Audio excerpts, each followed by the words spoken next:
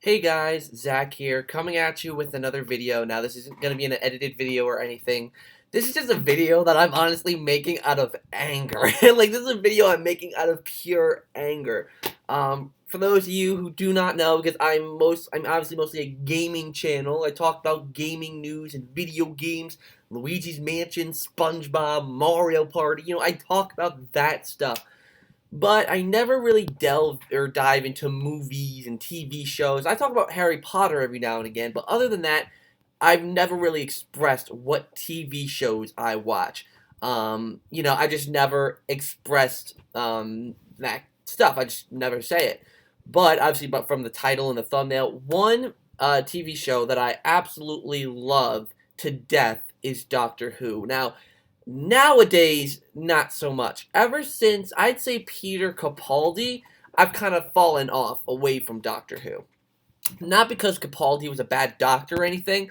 He was just so different. And at that point in Doctor Who, it's all changed. Even some of Matt Smith's era, it all changed. So my experience with Doctor Who, I grew up watching Doctor Who since half my family's British.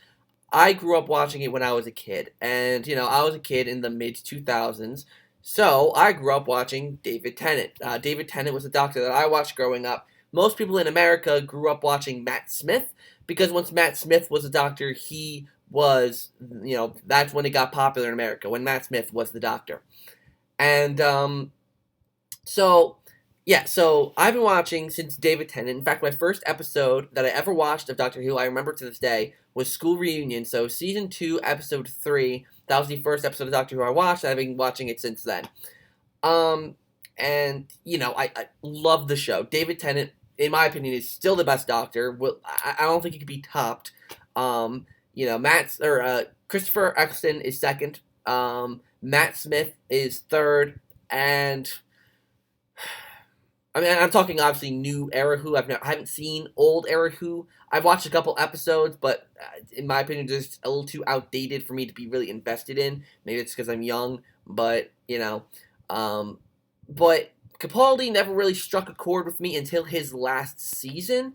Like, I think the whole thing with the Doctor and Clara, I wasn't a huge fan. I liked Clara as a person, as a companion, but her and the Doctor, in my opinion, just never worked. Like, her and the 11th Doctor, had like a love interest kind of deal, but he was with River's Song, which I didn't like that he got romantically involved. Like, that's when I started to doze off from Who. Like, after season 5, I think once we got into series 6, when, like, there's all this, like, complicated storyline where him and River's Song got married, and then Amy is their, like, their child, or no, Amy is River's mom. It got way too confusing, way more confusing than it needed to be. Like, season 4 had its, complicated arcs, but nothing compared. Even season 5 had its, like, crack in the wall arc, but nothing compared to what season 6, started to do. And I just fell off of it at that point.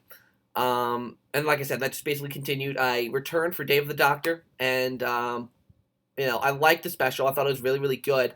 The only complaint that I personally had was Billie Piper's role. I didn't like her role. I wanted her to reprise her role as Rose Tyler rather than being something. It would be one thing if she was visible to the 10th Doctor, but since she wasn't, her character was just kind of there. She didn't have any, there's no emotion to it until the end where John Hurt's Doctor says, thank you, Bad Wolf Girl, and the Doctor's like, wait, what?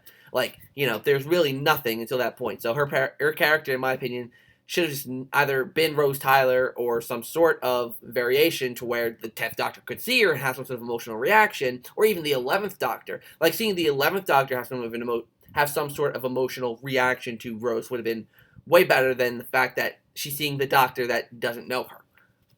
So, but anyways, getting into the actual point of the video, now that I kind of gave the whole pretense, there's an article which actually, hold on, we're actually not completely there yet, because the one Doctor I haven't mentioned is Jodie Whittaker. The only reason I'm not... Okay, there we go. Sorry, I'm confused, messing up. The only reason I haven't really talked about her is because she hasn't been on long enough for me to have a really valid opinion.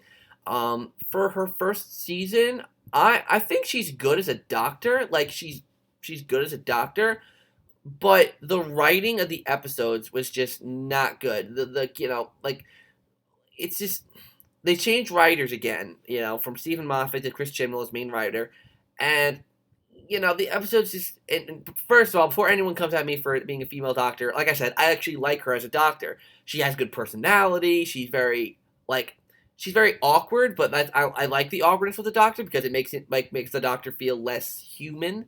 So having that was a really, really good thing. She did a great job. It's just that the writing of the episodes left more to be desired from her character as well as the companions. I am not emotionally invested in any of the companions. In fact, the one that I was mostly emotionally invested into died in the first episode. So it's the writing was just not there for me. Some of the episodes were too out there for their own good.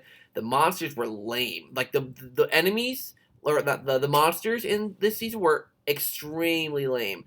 The only two creative ones was an underwhelming little blob thing called a pating, and the only other interesting one was, what was it? It was the Kerblam robots.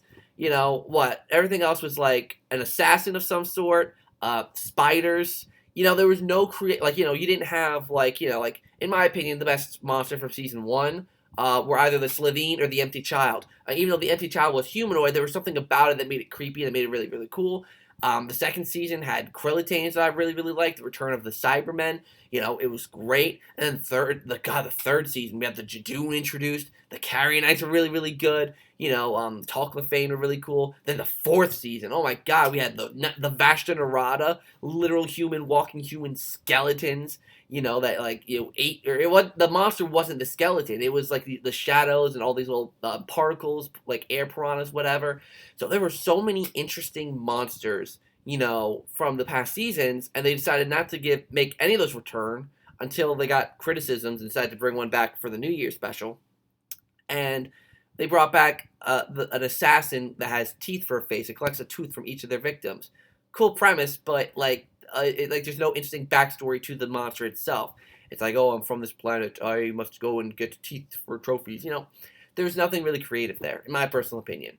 So I'm already soured on the 13th Doctor. Like I said, not because of the Doctor, but just because of the episodes and how underwhelming all of them were. Like I said, I think the only one I properly liked was the Kerblam episode. I think that's the only one that I was invested in, that I liked. But other than that, nothing. So when this article came out, we're finally getting into the actual video. We're 8 minutes in. When we get I saw this article that says David Tennant. This is a rumor, by the way. This isn't confirmed. But David Tennant is apparently going to do a cameo special or some sort of collaboration with Jodie Whittaker's Doctor. And it does make sense since Jodie Whittaker and David Tennant are actually friends in real life because they worked together before. And I was like, oh, that's super, super cool. Maybe it'll get me to like her character more. Seeing her interact with the old Doctor, it'll work well, and maybe it would make me like her more, especially since the 10th Doctor's my favorite. Excellent. But then I read the article, and I saw more so what it was going to be about. Now, the thing is, with the 13th Doctor also, when it comes to the writing of the episodes, a lot of it seems to be politically based. It seems to have some sort of political message. Not every episode, but a lot of episode. The Arachnids in the UK, Arachnids in London, whatever, was about rich people and, lack of care for the environment. The Rosa Parks episode was obviously about racism. There was the Witch Finders episode, which was about gender.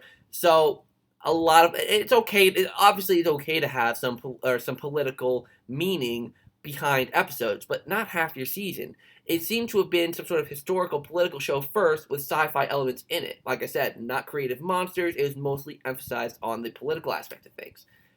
So, when I saw the article saying Jodie Whittaker will supposedly lecture the 10th Doctor, David Tennant, about toxic masculinity. That's not Doctor Who. An amazing Doctor Who episode would be her Doctor and the 10th Doctor working together and fighting a monster. That's how it would be. The 10th or the 12th Doctor, the 13th Doctor with her companions. I don't even remember their names. Ryan, Yaz, and Graham, I think. And then having the 10th Doctor maybe bring back someone else, Billie Piper maybe to reprise her role as Rose Tyler, or Freema Agyeman for Martha Jones, or even Catherine Tate for Donald Noble. Do something there and make an awesome collab where all these the two doctors and all the companions are working together to fight the Daleks or the Cybermen, the Centaurans, the Weeping Angels, the Slovene, anything, you know. But it seems from this article that the main purpose is going to be that the 12th Doctor or the 13th Doctor lectures the 10th Doctor about masculinity and toxic masculinity. And it's ridiculous. Why is it so political? Like I said, I get it. Having a message, cool. You know, have a message in terms of not the Doctor lecturing everyone's favorite Doctor about toxic masculinity. Maybe have an enemy, like treating the 10th Doctor differently than the 13th Doctor, and then have the 13th Doctor lecture to the enemy. That would be great. You know, that would be a great way to make a woman seem more powerful. Don't have the Doctors lecture each other. Like, that's, like, I mean, I get it. They have to convey their message somehow. But it's like, I don't know. Just you think of the new Doctor, and her approvals are relatively low. Like I said, not mostly because of her, but because of the writing of the episode and how bad the first season was, how long it's been between seasons, and how few episodes each season has. So it's like, like, it's just stupid. Like, Doctor Who has changed. It's changed so much, and I don't like it. I don't know. If they do a collaboration with Jodie Whittaker and David Tennant, even if it is as stupid as it sounds, I'll probably still watch it. Mostly because it is a collaboration between my favorite Doctor and Jodie Whittaker's Doctor. So it's like, I kind of have to. But if the episode is disappointing, I'm not going to be happy. I'm going to be so disappointed if it goes super political. Like, you know, the next season is supposed to be a season that grabs fans back. That's why they're bringing a lot of returning villains to this season. Jadoon are confirmed. Daleks. I think Daleks were confirmed. Cybermen are confirmed. So, Sea Devils. There are so many monsters that are confirmed to return to kind of try to reel fans back in. But if you do this, like, especially if this is a pre-season 12 episode, that could honestly destroy season 12 for you. Even though you bring these villains back, you literally tear down everyone's favorite Doctor. Most people's favorite Doctors are either David Tennant or Matt Smith. And I think most people lean toward David Tennant. So if you kind of demoralize everyone's favorite Doctor, that's not going to sit well. And it could ruin the next season. Not for the fact of, as from an audience point of view of watching the episodes, but people are going to go into it hating Jodie Whittaker. So, I don't know. For those of you guys who are Doctor Who fans out there, let me know what you think down in the comments down below. Should I do more videos like this that are more off the cuff, kind of talking about what I'm passionate about kind of videos? Let me know down in the description, or down in the comments down below. Until next time, guys, I'll see you in the next video.